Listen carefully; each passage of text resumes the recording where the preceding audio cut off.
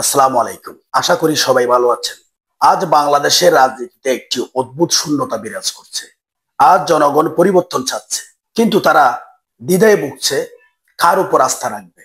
বাংলাদেশ জাতীয়তাবাদী দল, আপনারা একসময় ছিলেন বাংলাদেশের দ্বিতীয় বৃহত্তম রাজনৈতিক শক্তি, কিন্তু এখন প্রশ্ন, আপনারা কি সেই আস্থা ফিরে পাওয়ার জন্য এখন প্রস্তুত? যদি জনগণের আস্থা ফিরিয়ে আনতে চান, তাহলে প্রথমত আপনারা জনগণের সাথে সরাসরি সম্পর্ক ফিরিয়ে আনুন।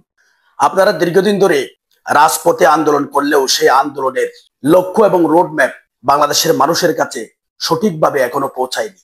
শুধু ক্ষমতা পরিবর্তনের আহ্বান নয়, এখন মানুষ জানতে চায় আপনারা ক্ষমতায় গেলে কি করবেন, আগের ভুলগুলো কিভাবে শুধরাবেন। দ্বিতীয়ত, অভ্যন্তরীণ ঐক্য ফিরিয়ে আনুন। দলের ভিতরে বিভাজন, দ্বন্দ্ব ও আস্থাহীনতা আপনাদের আন্দোলনের শক্তিকে কমিয়ে দিচ্ছে।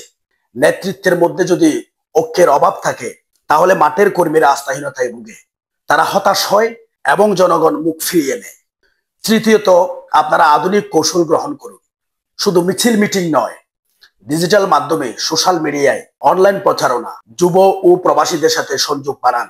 যে প্রজন্ম ৭১ দেখেনি, ৯০ দেখেনি, তারা আপনাদের কথায় তখনই বিশ্বাস করবে যখন দেখবে আপনারা তাদের ভাষায় কথা বলছেন। চতুর্থত, অহিংস এবং ইতিবাচক রাজনীতি চর্চা করুন। সহিংসতা, হরতাল, ভাঙচুর বর্তমান যুগে জনমত বয়ে আনে না, বরঞ্চ দূরে ঠেলে দেয়। মানুষের কাছে শান্তিপূর্ণ, পরিকল্পিত এবং ধারাবাহিক রাজনৈতিক কর্মসূচির মাধ্যমে বার্তা পৌঁছাতে হবে। বিএনপি, বর্তমানে আপনারা এখনো দেশের সর্ববৃহৎ রাজনৈতিক শক্তি, কিন্তু সময় দ্রুত পাল্টে যাচ্ছে। যদি নিজেদের অবস্থান, কর্মপদ্ধতি ও ভাষা পরিবর্তন না করেন, তাহলে ইতিহাসের পাতায় আপনারা শুধু একটি নাম হিসেবে থেকে যাবেন। এখনই সময় নিজেদের নেতাকর্মীদেরকে বদলাতে হবে। জনগণের আস্থা ফেরান, দেশের জন্য একটি বাস্তবসম্মত বিকল্প পথ দেখান।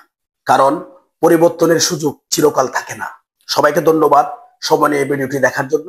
ভালো লাগলে শেয়ার করে দেবেন। আসসালামু আলাইকুম।